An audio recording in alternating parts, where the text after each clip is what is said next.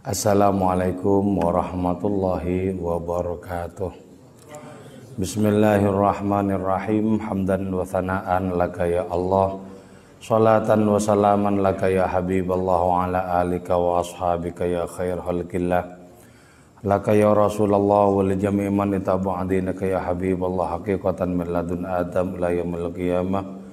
Wa nakhussu khususan mem illa hadratu Syekh Muhyiddin Ibn Arabi radhiyallahu lana wa lahumul Fatihah. A'udzu billahi minasyaitonir rajim. Bismillahirrahmanirrahim. Alhamdulillahi rabbil alamin arrahmanir rahim maliki yaumiddin. Iyyaka na'budu wa iyyaka nasta'in ihdinas siratal mustaqim. Siratal ladzina an'amta 'alaihim ghairil maghdubi 'alaihim waladdallin. Amin.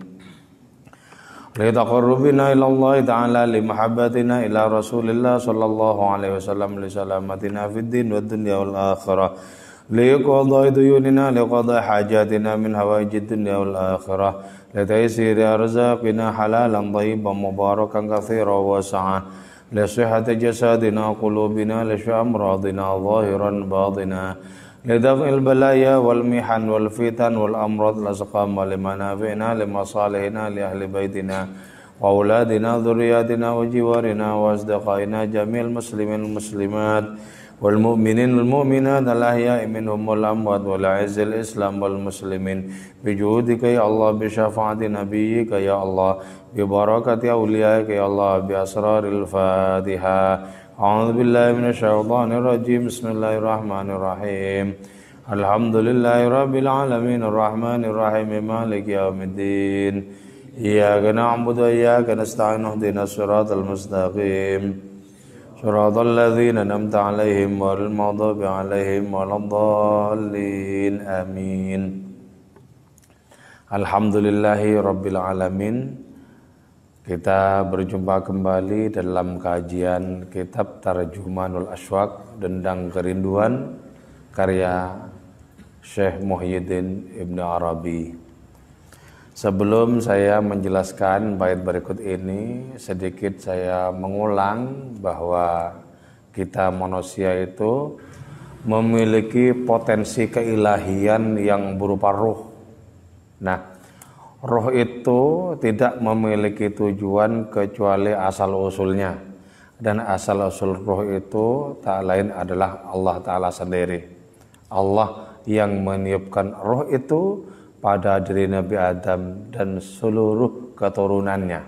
Berarti kita juga memiliki potensi keilahian yang berupa roh itu. Tapi juga ya, kita terdiri dari dimensi jasad. Nah, dimensi jasad ini tidak bisa sepenuhnya mengikuti ruh itu, karena ini merupakan dimensi material, merupakan massa. Nah, sebab itu kemudian ruh itu bisa melanglang buana, tapi juga dibatasi oleh adanya watak jasad. Bahkan pada saat-saat tertentu justru watak jasad itu yang mendominasi kehidupan manusia, sehingga kesenangan mereka itu adalah makanan-makanan jasad belaka. Jadi makanan jasad adalah makanan minuman yang lazim kita nikmati itu. Nah, makanan roh adalah taqarrub kepada Allah. Makanan roh itu adalah setiap kebaikan. Makanan roh itu adalah suluk atau perjalanan rohani kita menuju kepada hadiratnya. Itu makanan roh. Nah, ketika roh itu bekerja maksimal dalam diri manusia, maka manusia itu disebut sebagai manusia suci. Sebab jasad itu diberi nilai oleh roh. Dan karena diberi nilai oleh ruh, maka nilainya jasad itu pun juga bernilai keilahian. Makanya ya, ada orang makan itu sesungguhnya bernilai ibadah. Ada orang minum, berpakaian, tidur, pergi kemana-mana, itu adalah ibadah. Kalau sudah dikondisikan, disopiri oleh roh. Sehingga apapun aktivitas jasad itu orientasinya adalah Allah Subhanahu wa ta'ala. Akan tetapi ya, ketika roh-roh itu dipatuhi oleh jasad, roh-roh itu sudah maksimal menjadi nakoda dalam kehidupan seseorang. Nah, orang ini akan menyaksikan makhluk-makhluk yang tidak berjasad dari kalangan para malaikat itu loh. Makhluk-makhluk tak berjasad sebagaimana jasad kita. Nah, mereka itu tidak diganduli oleh watak jasad. Tidak diganduli oleh watak jasad. Mereka itu bisa berada pada posisi yang sangat tinggi tanpa adanya penghalang yang berupa jasad itu. Jadi satu sisi jasad itu bisa menjadi penghalang, di sisi yang lain jasad itu bisa memberikan nilai tambahan kepada ruh. Yaitu ketika jasad itu murni bermakmum kepada ruh di dalam melaksanakan kepatuhan kepada Allah Ta'ala. Nah, ketika roh-roh itu ya, yang tanpa diganduli oleh tabiat jasad itu leluasa berada di kedudukan rohani yang sangat tinggi, maka kata Ibnu Arabi, askubud dam'ah, aku tuangkan air mata. Kenapa aku tak leluasa sebagaimana mereka? Jadi ada watak jasad yang mengganduli. Kenapa aku tak seperti mereka? Maka atas dasar keinginan yang tak terpermanai itu tumpahlah air mata. Di sini disebutkan ya, wadaruni bil athil wan niqa. Mereka para ruhaniyat itu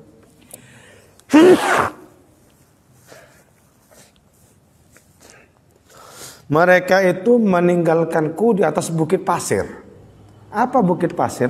Ya dunia yang wadak seperti ini. Ini simbolnya adalah bukit pasir. Wan niqa, dan sebutir pasir. Apa itu? Jasad. Jadi mereka meninggalkan aku di dunia wadak ini di dalam jasad ini. Askubud dam'a, karena itu kutumpahkan air mata karena aku tak leluasa sebagaimana mereka.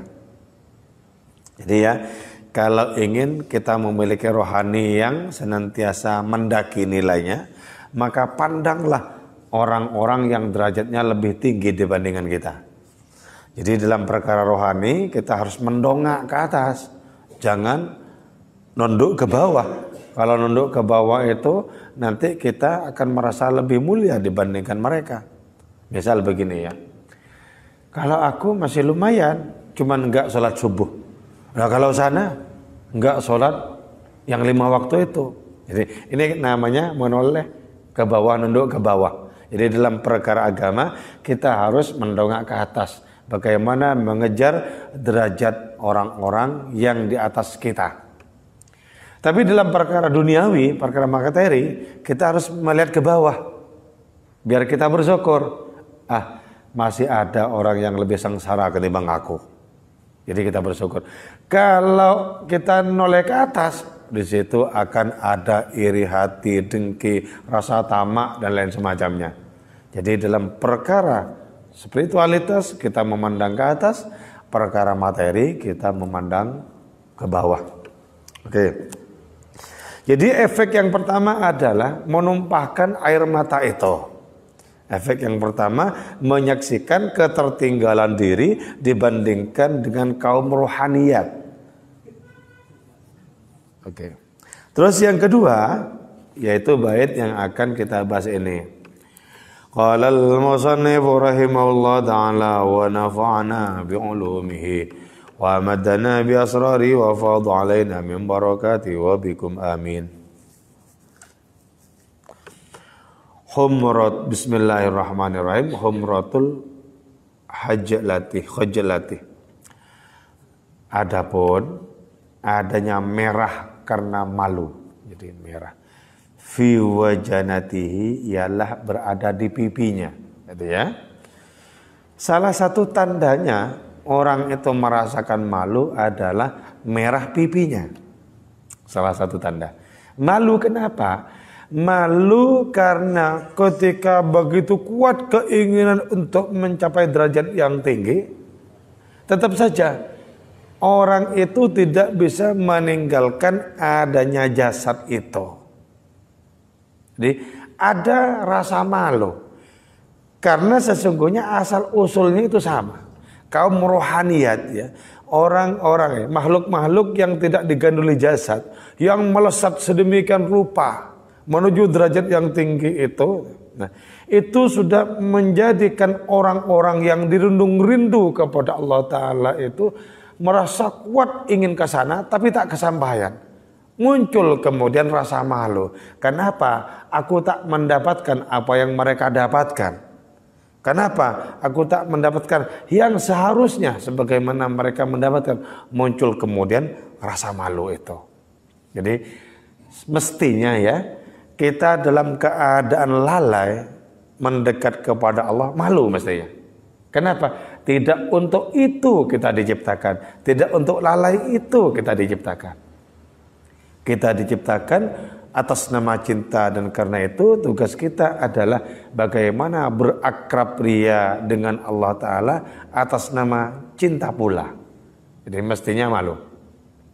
Kalau sudah ada rasa malu bagi adanya ketertinggalan rohani, maka orang itu berarti sudah mulai bangkit dari keterpurukan rohaninya. Rasa malu. Misalnya, dari dulu aku lalai kepadamu ya Allah. Betapa umur sudah segini, kok masih tetap lalai? Malu sesungguhnya aku kepadamu.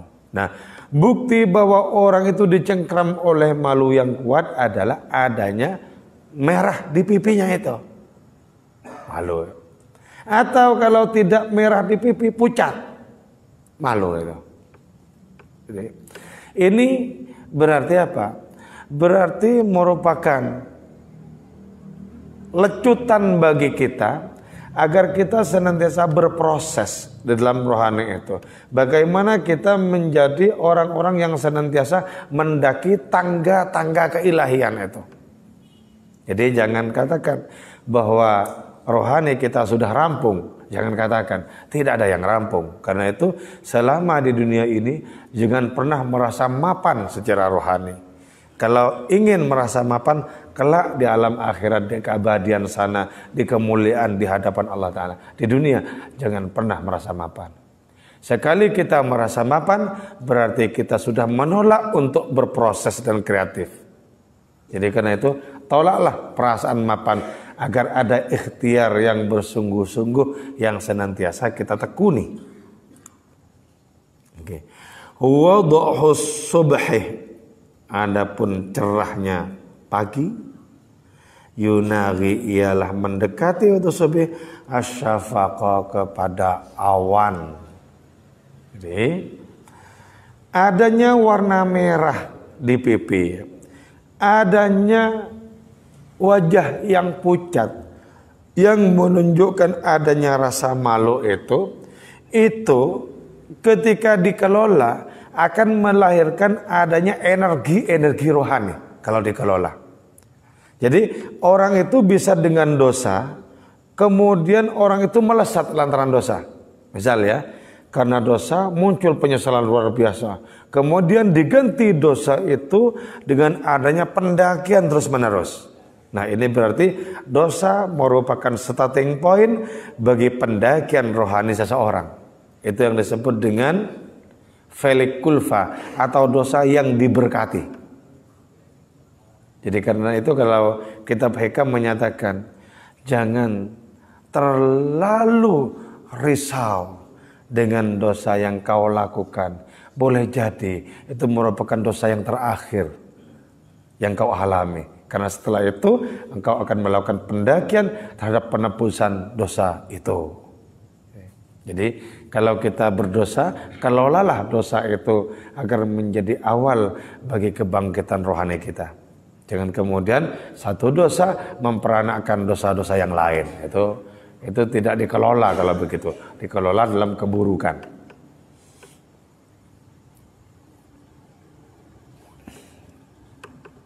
Nah, adanya rasa malu itu, ya, rasa malu dari mana sesungguhnya landasannya? Ya. Kalau menurut Ibnu Arabi, ya, salah satu nama Allah itu yang tidak ada di Al-Asmaul Husna itu adalah Tuhan yang Maha Pemalu. Tapi nggak ada dalam Asmaul Husna. Nah, ada misalnya ya, sesungguhnya Allah Ta'ala itu merasa malu terhadap hambanya yang sudah beruban, tapi si hamba itu mendustakan Allah. Jadi Allah malu. Lah, orang sudah beruban, tandanya mestinya adalah dewasa secara rohani. Kok malah mendustakan Allah? Orang yang sudah beruban itu memasuki ketenangan, kedewasaan rohani. Nah, karena Allah itu memiliki rasa malu, sebagaimana dalam hadis ini, maka juga hamba-hamba Allah yang merasakan kedekatan itu merasa malu juga ketika menyaksikan rohaninya kedodoran dibandingkan dengan makhluk-makhluk lain, dibandingkan dengan para rasul dan para nabi, malu juga. Itu ya. Itu berarti apa? Itu menunjukkan bahwa rohani itu sehat. Jadi ketika orang merasa malu dengan keterpurukan rohani, itu berarti sehat. Berarti akan ada pendakian setelah itu. Tapi ketika orang belum merasakan malu dengan kelalaiannya, dengan pengingkarannya, dengan pembanggangannya, berarti belum waktunya orang itu akan melakukan pendakian. Orang itu belum sampai kepada insaf. Orang itu belum sampai kepada pertobatan, belum sampai. Jadi karena itu kita pandang, kita nilai diri kita, lalu bandingkan dengan orang-orang yang heroik secara rohani di jalan Allah Ta'ala, dan kita mesti merasa malu karena kita bukanlah siapa-siapa dibandingkan dengan mereka itu. Bukan siapa-siapa. Nah, terus ya, kenapa ada gambaran tentang pipi yang merah itu ya? Nah, kita perlu juga menyelami sebuah hadis yang diriwayatkan melalui Ikrimah bin Abu Jahal. Hadis itu menyatakan, Ra'aitu Rabbi fi surati syabin amrad. Aku menyaksikan Tuhanku dalam rupa seorang anak muda yang tampan. Jadi Allah itu kemudian dipersonifikasikan. Tentu saja ya, itu tidak lantas kemudian kita menganggap tajsim atau menjisimkan Allah. Tidak. Jadi Allah menyaksikan, Nabi menyaksikan tajalli Allah Ta'ala itu di dalam rupa anak muda yang tampan. Itu sesungguhnya perlu ditakwilkan. Apa artinya anak muda yang tampan? Yaitu orang yang usianya masih muda tapi memiliki kecemerlangan rohani. Artinya apa? Allah itu senang kepada orang yang usianya masih muda tapi rohaninya sudah top. Senang Allah Ta'ala. Karena itu ya, ada 7 golongan orang dalam hadis disebutkan yang akan mendapatkan naungan Allah ketika tidak ada naungan apapun yang lain. Di antaranya adalah syabun nasya'a fi ibadatillah. Anak muda yang tekun di dalam ibadah kepada Allah Ta'ala. Itu merupakan golongan pilihan yang akan mendapatkan naungan. Nah karena itu ketika Allah Ta'ala bertajalli di dalam rupa anak muda yang tampan, maksudnya adalah betapa Allah Ta'ala itu sangat senang kepada orang-orang yang muda dan sudah sangat suntuk mempersembahkan hidup matinya untuk Allah Subhanahu wa Ta'ala. Jadi kita ini masih anak-anak muda. Jadi buktikan bahwa kita bisa bergabung dengan orang-orang tua secara rohani. Anak muda. Kalau sampai ada anak muda fokus kepada Allah, cinta dan kerinduannya kuat kepada hadiratnya, itu akan menjadi kebanggaan tidak saja manusia, malaikat akan bangga dengan anak muda seperti itu. Dan di langit sana nama anak muda itu akan menjadi sangat terkenal. Akan menjadi sangat terkenal. Jadi karena itu usia muda kita pakai untuk lebih suntuk lagi bermesra ria dengan hadiratnya. Itu kenapa ada gambaran rupa. Sebab dari rupa itu kan nanti muncul adanya perasaan. Kan dari rupa ya. Kita kan bisa kelihatan merasakan apa. Itu kan karena kita memiliki rupa. Ya. Jadi kita tahu orang yang sedang bengong kelihatan. Orang yang sedang senang juga akan kelihatan. Orang yang sedih kan kelihatan. Itu juga kan dari rupa. Nah, dari sini berangkatnya Ibn Arabi dalam pembahasan bait ini. Jadi karena rasa malu tak terkira-kira itu, karena kuatnya rasa rindu yang tak terkira-kira itu, kemudian ambrol kesabarannya. Karena itu qawadah merubuhkan itu orang asabra terhadap kesabaran. Jadi kesabaran itu ambruk oleh kuatnya kerinduan, ambruk oleh kuatnya rasa malu.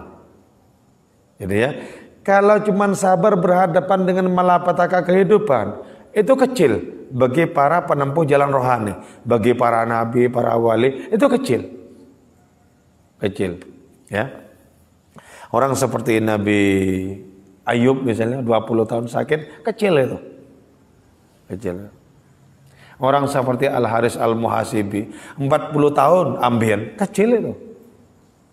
Ketika ditanya, kenapa Syekh jenengan tidak berdoa agar sembuh ambiennya? Bagaimana mungkin aku berdoa untuk sembuh ambienku, sementara aku mendapatkan posisi istimewa di hadapan Allah justru lewat ambien ini.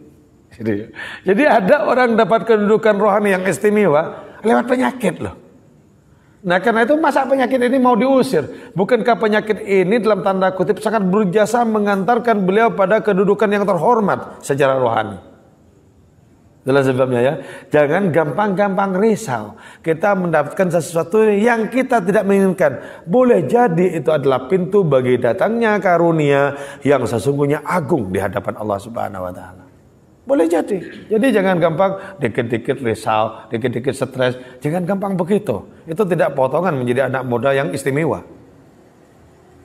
Jadi kita maknai apapun kehendak Allah Ta'ala kepada kita dengan perspektif pengharapan dan baik sangka. Oh iya, boleh jadi, boleh gitu deh. Jadi tidak berdoa untuk itu kalau itu merupakan jalan.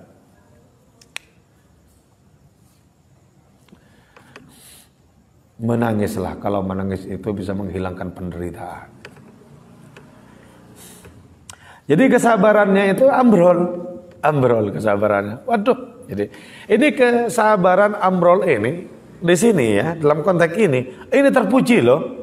Beda dengan misalnya orang kehilangan sesuatu berkaitan dengan harta benda di dunia atau berkaitan dengan hubungan laki-laki perempuan dan lain semacamnya. Kemudian kesadarannya ambrol, itu buruk. Tapi kesadaran ambrol karena tak kuat menahan kerinduan, itu ambrolnya kesabaran, itu terpuji. Terpuji. Jadi karena itu apa yang paling menyakitkan di dunia ini adalah menyadari getirnya jarak yang jauh antara kita dengan Allah Ta'ala. Jadi kalau kesabaran itu ambrol karena ada kekuatan menggelegak dalam diri untuk berhadapan-hadapan dengan kekasih, maka ambrolnya kesadaran adalah suatu keniscayaan. Ya, ambrol. Karena kesabaran itu ambrol, maka fatonnaba, maka bermukim al-asa, apa kepedihan. Ya. Jadi kepedihan itu menggelegak. Kepedihan itu mendenyar-denyar. Kepedihan itu meraung-raung di dalam diri. Itu kepedihan yang digerakkan oleh adanya kerinduan, adanya hasrat yang kuat untuk kembali kepada asal usul, kepada Allah Subhanahu wa taala itu. Itu kepedihan orang-orang pilihan adalah kepedihan yang lahir karena kerinduan itu. Nah, itu bagus begitu itu. Orang yang sudah seperti itu pasti akan menghabiskan umurnya ya untuk senantiasa fokus kepada hadiratnya. Pasti untuk itu semata. Kenapa? Karena seluruh hidup matinya hanya tertuju kepada Maha Kekasih itu, kepada Allah Ta'ala itu. Hanya tertuju ke sana. Segala sesuatu yang lain hanyalah merupakan lompatan, merupakan wasilah, merupakan perantara. Tujuan hidupnya murni adalah asal usulnya, yaitu Allah Subhanahu wa Ta'ala itu. Jadi amrol, intaqaltu min ismi sabur. Aku sudah berpindah dari nama Allah Ta'ala as-sabur itu. Karena tidak kuat bermukim di sana. Jadi kesabaran berkaitan dengan gejolak kerinduan harus bersiap-siap untuk menjadi amrol dan musnah. Aku tak sabaran. Gitu ya. Kalau orang punya kerinduan tapi masih sabar, berarti akal orang itu masih di atas kerinduannya.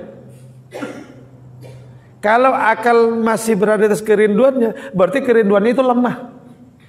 Apa gunanya kerinduan yang lemah? Kan gitu. Tidak akan menjadikan seorang berkorban segala-galanya. Jadi karena itu ya, akal itu di sini hanya untuk menjadi beban ketika akal itu lebih kuat dibandingkan dengan kerinduan. Cinta yang sejati adalah ketika cinta itu, ketika kerinduan itu melampaui segala akal. Dan karena itu akal tinggal geleng-geleng kepala. Masya Allah, Masya Allah. Jadi, itu baru namanya dirundung cinta yang benaran, dirundung rindu yang beneran. Jadi akal itu kepake di bagian-bagian permulaan. Ketika orang merencanakan untuk mendekat kepada Allah. Ketika sudah diambil alih oleh kerinduan dan cinta, akal sebaiknya tidak ikut-ikutan di situ. Jadi ini sampai kepada apa? Ketidaktertiban yang paling tertib. Sampai di kegundahan yang paling bahagia. Makanya ada ungkapan bahwa satu penyakit yang orang tertimpa penyakit itu tidak ingin sembuh. Apa itu? Cinta. Jadi kalau masih ingin sembuh berarti dikontrol oleh akalnya. Kalau masih dikontrol oleh akalnya, betapa lemahnya cinta yang dimiliki itu.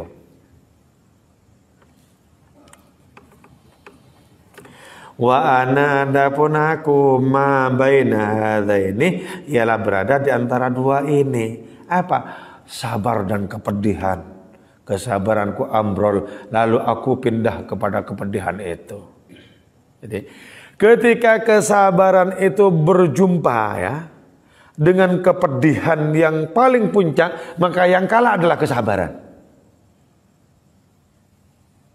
Jadi seperti dibanting-banting itu kesabaran. Ketika orang sampai di kepedihan paling puncak karena menahan kerinduan itu.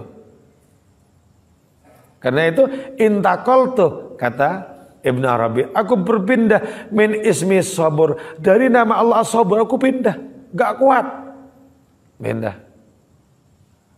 Pindah menuju kepada nama Allah sifat cinta itu.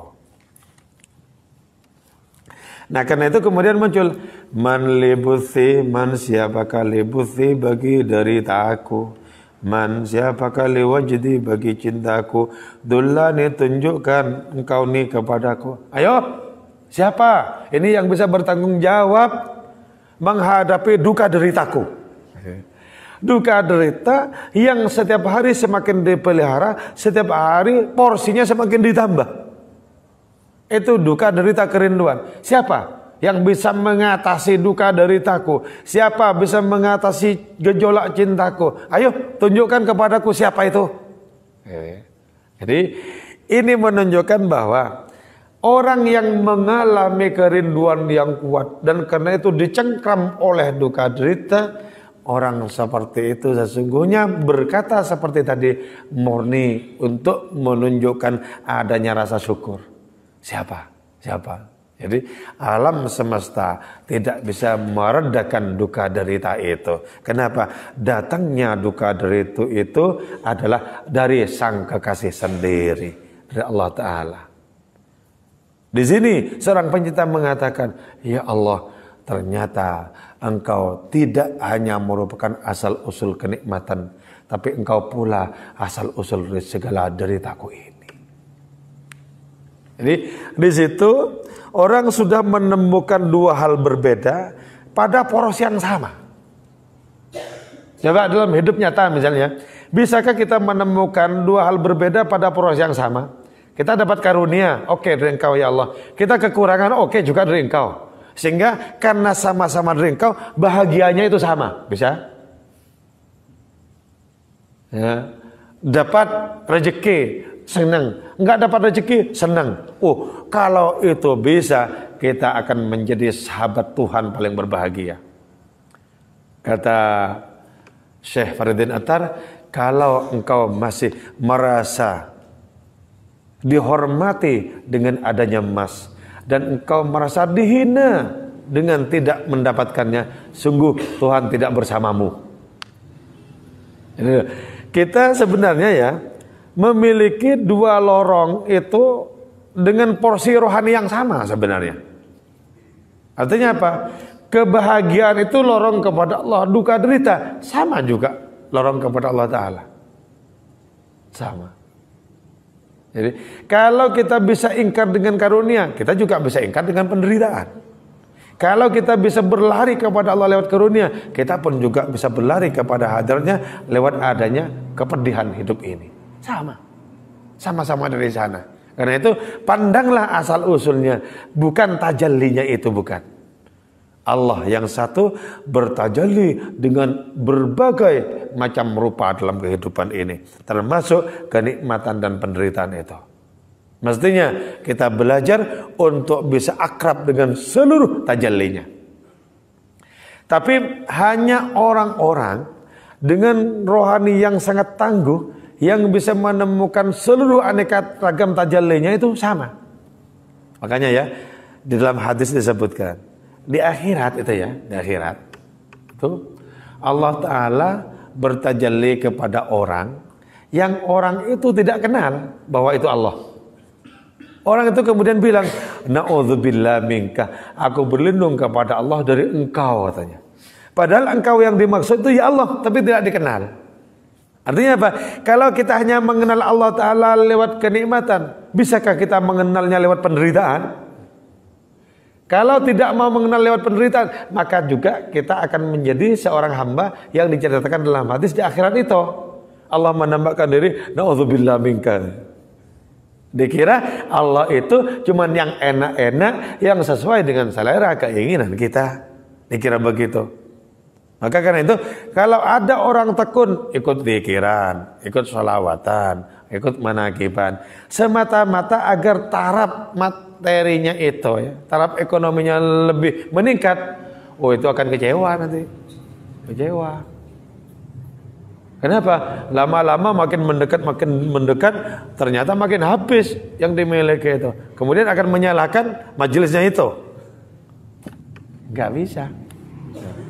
Makanya ya, begitu sangat arifnya Kanjeng Rasul ketika bersabda, man arafa nafsahu. Sebagian orang menyebutnya ini bukan hadis, tapi saya mengikuti Ibn Arabi yang menyatakan ini hadis. Man arafa nafsahu faqad arafa rabbahu. Orang yang kenal dirinya, maka kenal Tuhannya. Pertanyaannya adalah, kenapa Nabi tidak bersabda, man arafa nafsahu faqad arafa rabbal alamin. Orang yang kenal dirinya, maka kenal Tuhan semesta alam. Ya nggak bisa. Kenapa? Kok tidak bisa begitu? Wong kita mengenal Tuhan kita lewat diri kita, belum tentu kita mengenal Tuhannya kawan kita kok. Belum tentu. Kok jadi Rabbal Alamin? Makin tidak mungkin. Kan begitu. Bisakah kita memahami bagaimana gajah bersembah sujud kepada Allah Ta'ala? Gak paham. Kata Maulana Rumi, walaupun gajah besar, dia tidak tahu bagaimana sembah sujudnya semut. Jadi kalau orang sudah sampai ma'rifat Rabbal Alamin, kelasnya itu kelas tinggi sekali itu. Orang seperti itu tidak akan pangling menyaksikan Allah dalam berbagai tajalli. Ketika bertajalli dengan ini, engkaulah Tuhanku. Bertajalli dengan itu, engkaulah Tuhanku. Kenapa? Di dunia ini sudah menjadikan segala sesuatu sebagai tajalli Allah Subhanahu wa Ta'ala. Dan untuk itu, angelnya pol-polan. Kita itu sering narsis kok ya. Sering narsis. Kalau misalnya ya, ada kegiatan di masjid ini, Masjid Sudirman, dan kegiatannya itu kan difoto, dipampang di sana di dinding itu. Yang dilihat itu kemungkinan ada wajah kita apa enggak. Yang lain enggak kelihatan. Itu kan narsis itu. Bisakah sama nikmatnya menyaksikan wajah sendiri dan menyaksikan wajah orang lain? Wangil itu. Bagaimana bisa arfa rabbal alamin kalau begitu kan? Itu tidak mudah yang begitu itu tidak mudah. Oke ya. Man li huzni, man siapakah li huzni, bagi kepedihanku. Man li sabbin, man siapakah li sabbin, bagi asyik seorang pecinta. Asyaka mencintai itu emas. Lah siapa ini yang akan ngurusi aku ini dengan seluruh derita yang kumiliki? Siapa? Yang ngurusi aku sebagai pecinta siapa? Itu dengan kata lain ingin mengatakan engkaulah ya Allah satu-satunya yang bisa meredakan cintaku, meredakan gejolak rinduku. Engkaulah ya Allah satu-satunya yang bisa meredakan duka deritaku.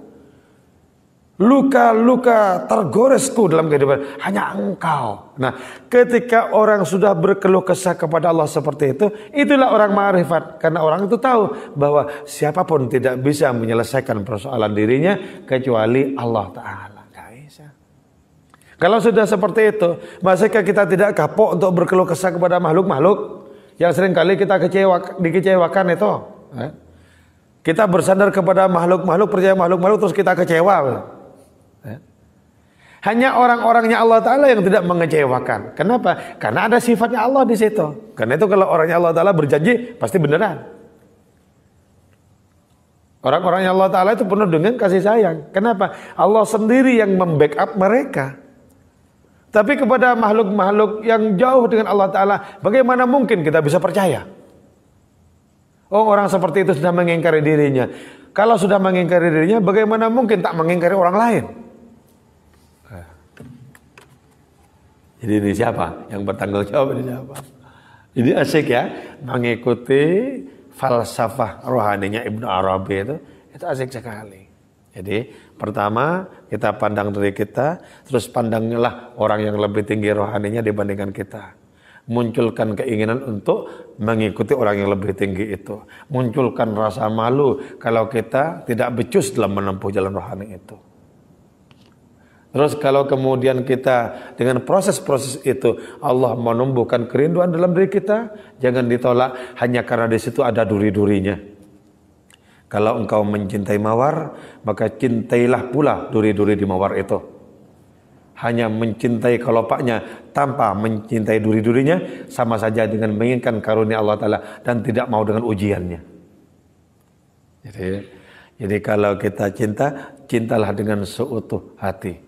Jangan hanya ketika orang itu senang kita dekati, sementara ketika orang itu sengsara kita minggat. Itu tanda-tandanya apa? Tidak ada kedewasaan rohani. Jadi karena itu kita mendekat kepada Allah dengan dua sayap. Syukur ketika kita mendapatkan karunia. Itu yang pertama. Yang kedua, sabar kalau kita mendapatkan ujian. Karena itu kata Syekh Abdul Qadir Jailani dalam kitab Al-Fathur Rabbani disebutkan, engkau mendekat dengan Allah, engkau tidak hanya menyediakan syukur kepada hadirnya, tapi sediakan sabar di situ juga. Karena kadang-kadang Allah Ta'ala itu ingin dekat kepada kita, mendekat kepada kita dengan penderitaan yang ditimpakan kepada kita. Ya. Nah, adanya pemaparan tentang tahapan-tahapan seperti ini, sambut respon dengan kesadaran. Jangan dengan akal ansih, dengan pikiran ansih, jangan. Respon dengan kesadaran. Bagaimana kita bisa memantik batin ini agar memiliki gejolak kesadaran rohani. Dipantik. Nah, baru di situ kita menemukan adanya rahasia bimbingan di balik adanya pemaparan-pemaparan. Ini yang sesungguhnya diharapkan setiap kali kita membahas perkara tasawuf falsafi itu. Jadi mengikut sertakan adanya rasa, adanya emosi spiritual dalam diri kita. Nanti pulang-pulang itu seperti HP yang sudah di-charging penuh, pulang-pulang dengan kesadaran yang baru. Pulang-pulang tercerahkan, pertahankan adanya ketercerahan itu. Terus begitu. Lama-lama tabungan dari potensi rohani kita menjadi banyak. Ketika sudah penuh tabungan potensi rohani itu menjelma cahaya rohani, maka di saat itu ledakan cahaya rohani disebut Lailatul Qadar. Karena itu kalau para wali banyak dapat Lailatul Qadar tidak di bulan Ramadan. Dari saking penuhnya tabungan rohani mereka, tabung rohani mereka. Ini di bulan Sya'ban, di bulan Rajab itu dapat. Kita di bulan Ramadan saja belum tentu dapat. Dari saking suaknya api rohani itu. Jadi ini pentingnya kita terus membaca diri, membaca kekurangan, terus kita benahi dan seterusnya. Oke? Ini 3 bait yang saya jelaskan. Di dalam bab ini masih ada 5 bait berikutnya. Semoga perjumpaan kita senantiasa manfaat dan barokah untuk kita. Selebihnya mari kita bertawasul menjadikan Kanjeng Rasul sebagai sarana kita semakin jatuh hati kepada Allah Subhanahu wa taala. Wassalamualaikum warahmatullahi wabarakatuh.